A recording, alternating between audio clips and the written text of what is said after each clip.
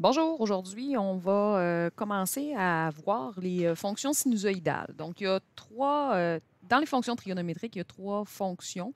Il y a la fonction sinus, cosinus et tangente. Celles qu'on appelle fonctions sinusoïdales, ce sont les fonctions sinus et cosinus, puisqu'on a une onde sinueuse qui est un motif qui se répète, comme on peut le voir sur l'image juste en dessous. Dans la règle, que ce soit en sin ou en cos, on retrouve encore tous nos paramètres A, B, H, K.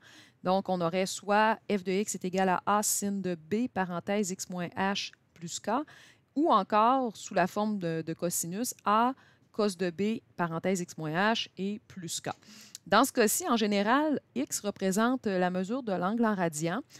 Par contre, dans certaines situations, c'est possible que la fonction soit représentée selon le temps. Fait qu'on va en voir là, à mesure qu'on va faire les exercices.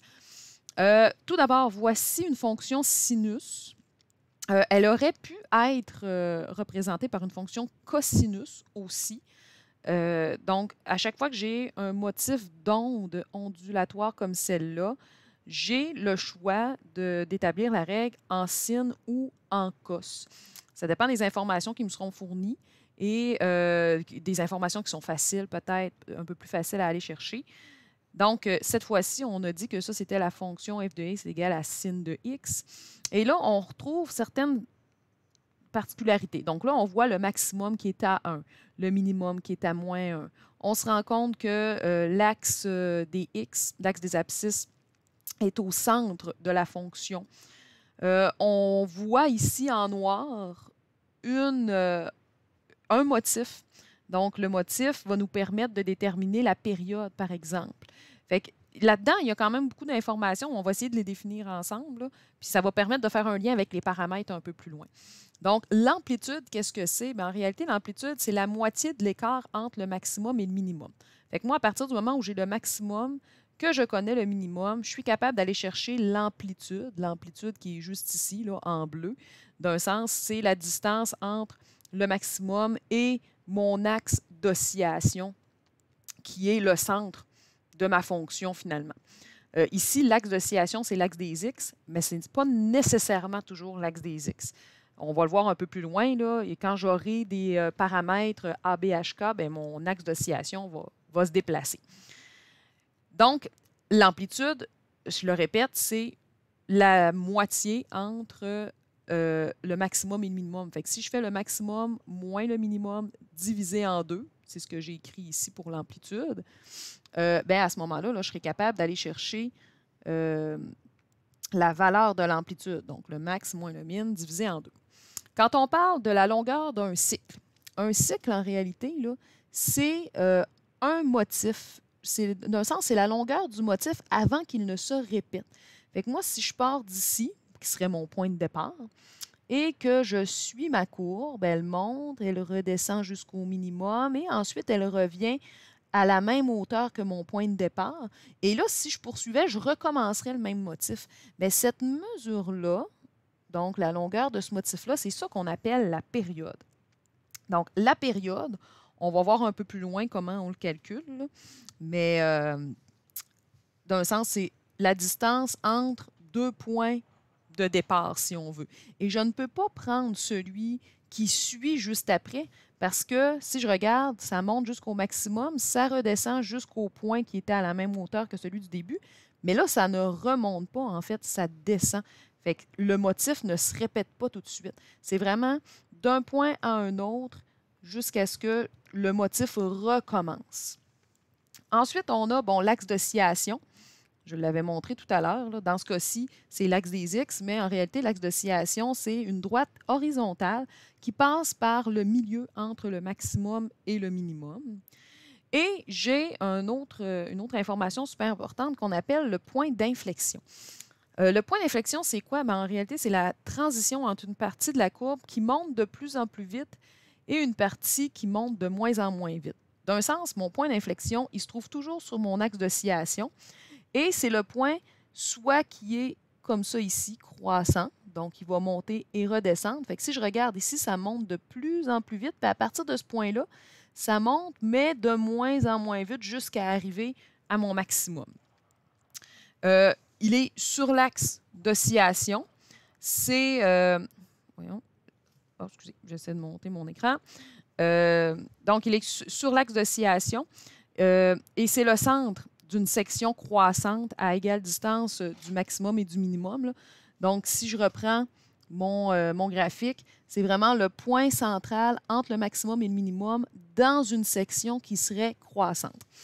Je pourrais le prendre dans une section décroissante, comme par exemple celui-là, mais ça va avoir, si je prends celui-là, ça va avoir une incidence sur mes paramètres par la suite quand je vais établir ma raie. Comme on n'est pas rendu là, on va s'en tenir au fait que mon point d'inflexion pour le moment, c'est le point à égale distance du maximum et du minimum. Il se trouve sur l'axe d'oscillation. Il est dans une portion croissante de ma courbe. On va aller voir le rôle des paramètres parce que, bon, les paramètres, on en a quand même plusieurs, là. On va voir en quelque sorte l'impact que chaque paramètre a sur la courbe. Mais juste avant, on va regarder le tracé d'une courbe cos ou sin. Bon, là, si on regarde le cercle qui est ici, d'un sens, c'est l'équivalent de mon cercle trigonométrique. Le A que je vais changer, c'est la mesure de l'angle au centre formé par le rayon et l'horizontale. Et là, on va voir deux courbes apparaître. Donc, si j'augmente un petit peu, vous voyez ici là, la mesure en rouge sur les ordonnées, c'est la mesure du sinus. Et la mesure qui est en bleu sur l'axe des abscisses, c'est la mesure du cosinus. Donc, quand je suis à un angle de 0 radian, mon cos est à 1, alors que mon sin, lui, est à 0. C'est pour ça qu'il commence ici. Si j'augmente la valeur de mon angle, légèrement, là, tranquillement, on se rend compte que la valeur du sin, elle, augmente, c'est celle qui est en rouge, et la valeur du cosinus diminue. À un moment, les deux vont se rencontrer. Si on se rappelle, la mesure de l'angle pour lequel les deux, le cosinus et le sinus, étaient identiques, c'était à un angle de pi sur 4. Donc ici, ce serait l'équivalent de racine de 2 sur 2 pour le cos et le sinus. Là, ici, ils ne sont pas exactement égales, là, mais c'est ce qu'on aurait. Et là, si on poursuit, on se rend compte que quand l'angle vaut pi sur 2, c'est-à-dire 90 degrés, bien là, c'est mon sin qui est à 1 et mon cos qui est à 0. Fait que là, j'ai juste un quart de cercle de parcouru. J'ai juste 90 degrés de fait ou pi sur 2 radians. Si je poursuis pour me rendre jusqu'à un demi-cercle, donc à pi radian ou 180 degrés, ici, qu'est-ce qui va arriver? Bien, la fonction cosinus est partie de son maximum et elle est arrivée à son minimum. Puis si on regarde la fonction sinus, elle était partie d'un point d'inflexion, elle a monté à son maximum et elle est arrivée à un point d'inflexion, mais décroissant. Et là, en poursuivant, on se rend compte qu'une fois que j'ai fait le tour du cercle au complet, bien, en réalité, j'ai une période d'effectuer. Parce que, regardez, mon motif en sinus, il part de son point d'inflexion croissant, monte au maximum, descend au minimum et revient à son point d'inflexion. Donc là, si je poursuivais, que je refaisais un autre tour, j'aurais exactement le même motif. Alors que la fonction sinus, elle, son motif, c'est qu'il part du maximum, descend au minimum et revient au maximum. Mais c'est quand même une période. Fait que la longueur d'une période, ça peut être la distance entre deux maximums, ça peut être la distance entre deux minimums, ou encore la distance entre deux points d'inflexion, mais des points d'inflexion croissants, pas celui qui est décroissant qui vient tout juste après.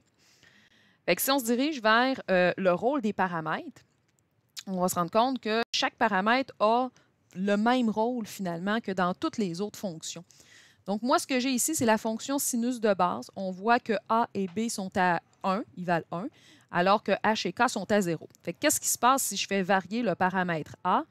Bien là, j'aurai soit un étirement vertical ou encore, si mon A est entre 0 et 1, là, je vais avoir une contraction. On va se rapprocher de l'axe des X. Et si mon A devient négatif, qu'est-ce qui se passe? Bien là, j'ai eu une réflexion. Regardez ici, là, à 0, 0, j'avais un point d'inflexion croissant. Quand mon A devient négatif, à 0, 0, j'ai un point d'inflexion décroissant. Fait que quand je disais tout à l'heure, oui, je peux prendre un point d'inflexion décroissant, mais ça va avoir une incidence sur mes paramètres. Bien, c'est ça, l'incidence que ça va avoir. Ça veut dire que mon A est négatif à ce moment-là. Fait que je ramène mon A à 1 pour voir l'impact de B. Fait que si je fais jouer le paramètre B, qu'est-ce qui arrive? Oh, là, on a une contraction horizontale. C'est la période, finalement, qui diminue, parce que si je regarde d'un maximum à un maximum, c'est l'équivalent de ma période, ou du point d'inflexion croissant au deuxième point d'inflexion croissant, c'est ma période. Fait que plus mon B est grand, plus la période diminue. Si mon B est entre 0 et 1, ce ne sera pas long, entre 0 et 1, qu'est-ce qui va se passer? Bien, j'aurai un étirement, donc la période sera plus grande. Et là, quand mon B va devenir négatif, même principe que dans toutes les autres fonctions, ici, j'ai un point d'inflexion croissant à 0, 0. Bien, si mon B devient négatif, mon point d'inflexion à 0, 0, il devient décroissant. Donc, j'ai une réflexion par rapport à l'axe des Y, par rapport aux ordonnées. Et si je regarde, fait que le B, lui, il a un impact sur la période, alors que le A a un impact sur l'amplitude. Fait que je ramène A et B égale à 1. Puis là, on va regarder pour le HK. Bien, H, d'habitude, il fait quoi? Déplacement horizontal, bien, même principe. Je me déplace à l'horizontale vers la gauche ou vers la droite, dépendamment du signe. Fait que si, quand mon H vaut 0, mon point d'inflexion est à 0, 0, bien, si je déplace mon H, par exemple, à 1, bien là, mon point d'inflexion est rendu à 1, 0. Fait que mon point d'inflexion va avoir un... C'est comme le sommet dans les autres fonctions. Ça va être mon HK. Parce que si je déplace ensuite mon K, bien, ma fonction va monter vers le haut ou encore elle va descendre. Fait que finalement, mon K, lui, ce qu'il fait, c'est qu'il déplace l'axe d'oscillation. Tu sais, quand il vaut 0, mon axe d'oscillation, c'est mon axe des X. S'il monte, par exemple, à 2, je vais le mettre à 2, bien, regardez, mon axe d'oscillation, finalement, ça devient Y égale 2. Fait que les paramètres vont avoir exactement le même rôle dans la fonction cosinus. Fait que si je ramène tout ça à 0 puis à 1, bon, on va voir qu'est-ce que ça a comme impact, là. HK, bon, ben, mon A, lui, il va avoir la même chose. Il y a un impact sur l'amplitude. Et s'il est négatif, bon, ben, j'ai une réflexion par rapport à l'axe des X. Parce que si on regarde, quand A est positif, par exemple, ici, j'ai un maximum. Si mon A devient négatif, bien là, je me rends compte que sur mon axe des abscisses, des ordonnées plutôt, j'ai un minimum. Après ça, avec mon B, je vais avoir un impact sur la période, comme tantôt. La distance entre un maximum et un autre maximum, dans ce cas-ci, elle est de 2π, donc 6,28, là, on le voit ici. Bien, si mon B varie, bien là, la distance entre les sommets va diminuer ou encore va augmenter, dépendamment si mon B est plus grand que 1 ou compris entre 0 et 1. Puis je vais avoir mes réflexions aussi quand il est négatif. Puis là, bien, en cosinus, je commence avec un maximum. Fait que si mon H augmente, mon maximum va se déplacer vers la droite ou vers la gauche. Et si jamais mon K augmente, bien là, mon maximum va se déplacer vers le haut ou vers le bas. Fait que dans ce cas-ci, dans la fonction cosinus, ce n'est pas le point d'inflexion, mon point de départ, mais bien le maximum ou un minimum si jamais mon A est négatif. Fait que là, oui, ça fait beaucoup de choses, là, mais on va les regarder un peu plus en détail là, avec un exemple aussi dans un graphique. Donc, dans ma fonction, j'ai différents éléments importants, comme on vient de le voir. Ces éléments-là vont me permettre plus tard d'aller chercher, par exemple, la règle de la fonction ou encore d'aller chercher des informations qui peuvent être assez importantes. Fait que tout d'abord, j'ai l'axe d'oscillation. Si on se rappelle, l'axe d'oscillation, c'est l'axe horizontal autour duquel mon motif va se répéter. Bien, mon axe d'oscillation, c'est Y est égal, oups, pas à X, mais égal à K. Fait que dès que j'ai mon K dans ma fonction, je suis capable de trouver l'axe d'oscillation, ou à l'inverse, si j'ai mon axe d'oscillation, j'ai la valeur de mon K. Pour trouver le maximum, ce que je vais faire, c'est je vais prendre mon K, puis je vais lui ajouter la valeur absolue de mon A, donc de mon amplitude. Puis si je veux mon minimum, je vais faire K moins la valeur absolue de A. Parce qu'on se rappelle, l'axe d'oscillation, il est en plein milieu entre le maximum et le minimum. Pour déterminer la période, elle, c'est par rapport au paramètre B, si on se rappelle tantôt. Là. Donc, comme un cercle complet, c'est 2π, bien, si mon B varie, il va faire varier ma période. C'est-à-dire que si je veux savoir la longueur d'un motif, comme ça ici, là, je veux savoir, ben, c'est quoi la longueur en X de mon motif. Je vais faire 2π divisé par la valeur absolue de B. Puis là, je serais capable de trouver la distance entre mes deux points d'inflexion si je suis en sinus ou la distance entre, par exemple, mes deux maximums si je suis en cosinus. Donc ça représente la période dans mes fonctions. Pour ce qui est du début d'un cycle, dans une fonction sinus, on va parler du point d'inflexion HK, donc c'est celui qui est au centre. Et pour la fonction cosinus, on va parler du point qui est le sommet. D'un sens, c'est soit le maximum ou le minimum, là, ça dépend. Donc, de H et K. Ici, mon A n'est pas en valeur absolue parce que mon point de départ peut être un maximum et mon point de départ peut être aussi un minimum dans la fonction cosinus. Habituellement, là, on essaie toujours de prendre le point qui est le plus proche de l'axe des ordonnées, de l'axe Y, fait que le plus proche de 0.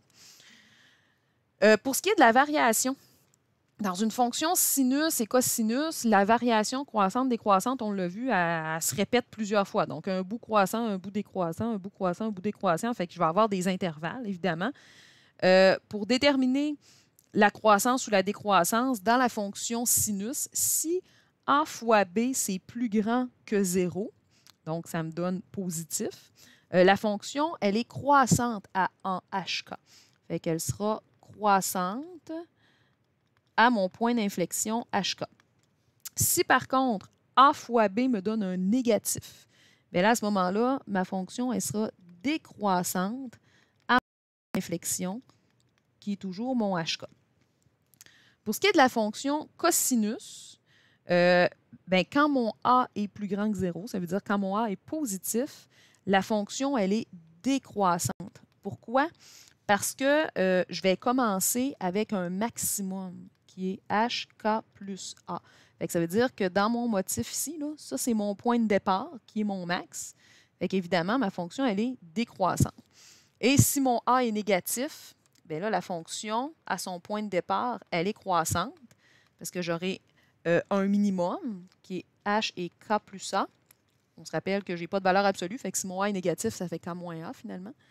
Et là, ben, mon motif va débuter avec un minimum, fait qu'elle sera croissante en ce point-là. Et là, ben, si on veut faire un petit exemple dans un graphique de comment faire l'esquisse, comment aller chercher les informations, ben là, on va le regarder ensemble. Premièrement, pour tracer la fonction 2 sin de pi parenthèse x moins 1/2 plus 1, j'ai diverses informations à aller chercher. Première information, c'est d'aller chercher ben, tout ce qu'on a vu tout à l'heure, finalement, là, la période, l'axe d'oscillation, le point d'inflexion, parce que là, on a une sinus, donc c'est un point d'inflexion. Aller chercher le maximum, le minimum, la période. Fait que moi, si je regarde ça, mon axe, dans ce cas-ci, Y égale K, c'est 1. Fait que ça veut dire que dans mon graphique, je vais le faire en rouge, mon axe d'oscillation, il passe ici, à Y égale 1. Ensuite, je vais chercher mon point d'inflexion, HK. Donc, mon point d'inflexion, HK, ici, c'est 1/2, 1. Fait que ça veut dire qu'à 1/2, 1, là, j'aurai mon premier point, qui est mon point de départ. Là. Okay, fait que je peux l'écrire, 1/2, 1. Fait que ça, c'est mon point de départ. Ensuite, je vais chercher mon maximum, qui est K plus A. Fait que là, mon A vaut 2, il est positif, donc je vais avoir un point d'inflexion croissant. Fait qu'ici, j'aurai 1 plus 2, 3 comme maximum. Et je vais aller chercher mon minimum, K moins A, fait que 1 moins 2, plutôt le contraire, 1 moins 2 qui me donne moins 1. Puis, il me reste ma période à aller chercher. Ma période qui est 2π sur la valeur absolue de B. Fait que moi, mon B, il est juste ici, il vaut π. Fait que si je fais 2π sur π, bien, ça veut dire que ma période a une longueur de 2 unités sur l'axe des x. Fait que j'ai mes x qui sont ici, mes y qui sont là. Et là, pour pouvoir aller dessiner le premier motif, ce que je fais, c'est que je vais séparer mon motif en 4. Okay? Donc, mon motif il commence ici, là, à 1/2. Le maximum, c'est 3. Mon minimum, c'est moins 1. Et là, si je fais une demi plus 2, ça veut dire que mon motif, il va se rendre jusqu'à 2,5. OK, 5 demi.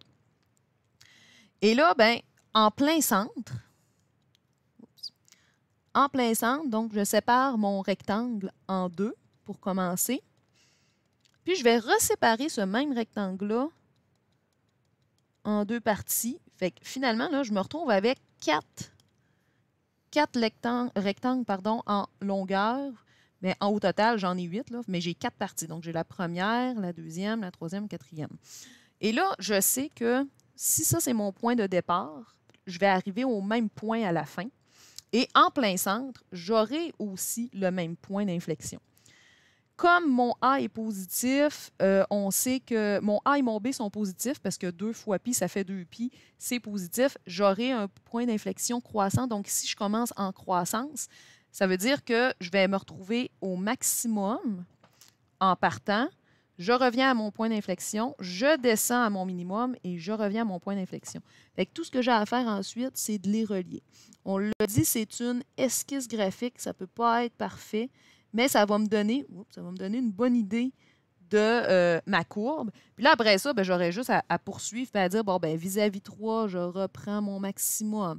À 3,5, je suis au point d'inflexion. À 4, je suis à mon minimum. À 4,5, je reviens au point d'inflexion. Et à 5, j'arrive au maximum. Fait que si je veux savoir à 0 où j'étais, bien à 0, ça veut dire que j'étais au minimum, à moins 1. Ensuite, oups, là, ma courbe est un petit peu croche, là. Donc, je descends à moins 1. Ensuite, je reviens au point d'inflexion à moins 0,5. Et à moins 1, je suis à mon maximum. Fait que là, je suis capable d'aller poursuivre mon motif sur sa différente longueur. Fait que dépendamment si j'ai le graphique, je peux aller chercher toutes ces informations-là. Si j'ai ma règle, je peux aussi aller les chercher, puis je peux partir de ma règle et transposer en graphique avec les différentes informations que j'ai trouvées.